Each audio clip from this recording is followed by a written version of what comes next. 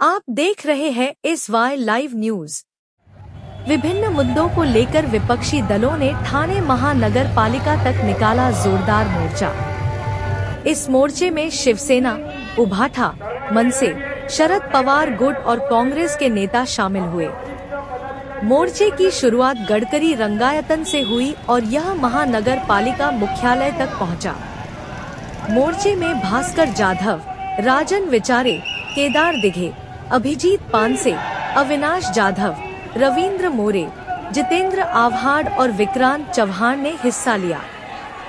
जैसे ही मोर्चा महानगर पालिका मुख्यालय पर पहुंचा, नेताओं ने आयुक्त सौरभ राव से मुलाकात की और ठाणे वासियों की समस्याएं, ट्रैफिक जाम, भ्रष्टाचार और पानी की कमी उजागर की। वहीं मनपा आयुक्त ने नेताओं की बात ध्यान से सुनी और संबंधित कार्यवाही का आश्वासन दिया। ठाणे से यूसुफपुरी की रिपोर्ट।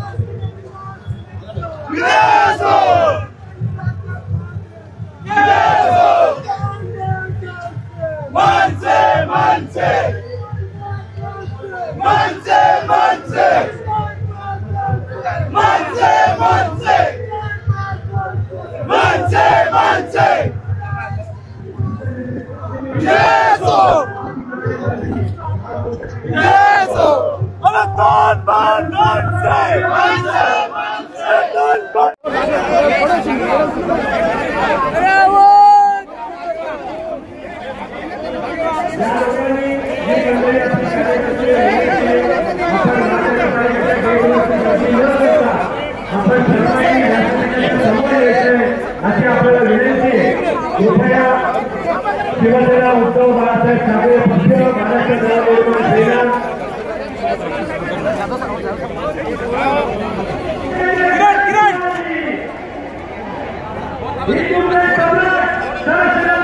हायकोर्टाने ताशोरे ओढल्याच्या नंतरही अनधिकृत बांधकाम ठाण्यात चालू आहे। दिव्यामध्ये सर्रास अनधिकृत बांधकाम चालू आहे। मी 5 वेळा तुमच्याकडे आलो सर, न्यायाची अपेक्षा घेत नाही आणि आपण मला फीडबॅक दिला की त्याच्यावर कारवाई सर कारवाई झाली आणि परत ते रूम चालू झाले। मी तुम्हाला काय म्हटलं की सर पूर्ण तोडा, मी तुम्हाला सांगितलं सर पूर्ण तोडा, पण पुन्हा ते चालू झाले। निश्चित हो हो आता आपले चर्चासत्र गोवी चाय की चर्चा असं मला असं वाटतं ही सर्वात गंभीर बाब आहे। त्या हॉस्पिटलमध्ये 2 महिलांचा मृत्यू झाला आणि आपल्या अधिकाऱ्यांनी तिकडे पैसे घेऊन त्या ठिकाणी जे अनधिकृत बांधकाम वाचवण्याचा प्रयत्न केलेला आहे। एका भुगे स्वतः ते साहेब रायटिंग मध्ये आणि साहेब लोकांकडे तक्रार जाते, तुमच्याकडे तक्रार जाते, बाकीच्या इतर ठिकाणी जाते। 6 महिने आपण त्यावर कारवाई करत नाही, एवढी गंभीर घटना असताना काय प्रॉब्लेम काय? निश्चित कारवाई झालेली आहे। हा मला बिलकुल माहिती आहे साहेब, अर्धवट तोडलं त्यानंतर फक्त बांधलं आणि मग आपण जेव्हा मला भेटले होते तेव्हा मी सांगितलं होतं की याच्या पुढे जेव्हा कारवाई होईल तुमची उपस्थितीमध्ये होईल। हा सुद्धा मी तुम्हाला सांगितलं। साहेब तुम्ही मंगळवारी सांगितलं मी सगळ्या अधिकाऱ्यांना बोलवतो, मी मीटिंग घेतो। तर मी मंगळवारी साहेब होऊ शकते दुसरा मंगळवार मी वाट बघते तुमच्या कॉलची। मी गायकवाड साहेबांना मी पण 6 महिने उपस्थितीमध्येच आम्ही पाठवतो। धन्यवाद साहेब। साहेब आता तुम्हाला सांगतो म्हणजे आज या महानगरपालिकेत 43 वर्ष या महानगरपालिकेला खाली फोडला आणि त्या वर्धापन दिनाच्या दिवशीच या ठिकाणी या महानगरपालिकेमध्ये एका अधिकाऱ्याला पैसे घेताना पकडलं साहेब। केवढी गंभीर बाब आहे आणि कित्येक असे अधिकारी आहेत या ठिकाणी फक्त सुपाऱ्या वाजवण्याचं साहेब काम करतात आणि आपण हातबलतेने सर्व बघतोय सर। आणि जसं पक्षाचे कार्यकर्ते कसे असतात तसे काम करतात आपले अधिकारी।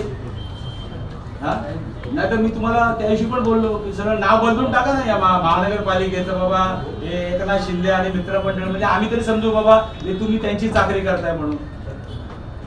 काय चाललेलं काय साहेब? आम्ही पण या महापालिकेमध्ये राहिलोय. मी महापौर होतो, आमदार होतो, दोघं खासदार, हे सर्व आव्हाड साहेब असेल तिथे बसलेले सर्व आम्ही 30-35 वर्ष साहेब काम करतोय साहेब. आम्हाला पण लाज वाटते साहेब. आम्हाला हे आवडत नाही की महानगरपालिकेची आज एवढी या ठिकाणी सर्व महाराष्ट्रामध्ये हे होते.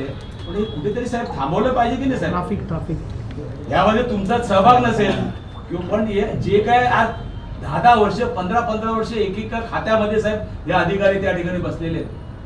तुम्ही बदली केली, तुम्हाला एक फोन येतो, अहो ते करून टाका ना, लगेच तुमची ऑर्डर होते, त्या अधिकाऱ्याला कामावर घेतलं. काय चाललंय साहेब? हा साहेब, महापालिका लुटून खाल्ली साहेब. 5 वर्ष ऑडिट नाही.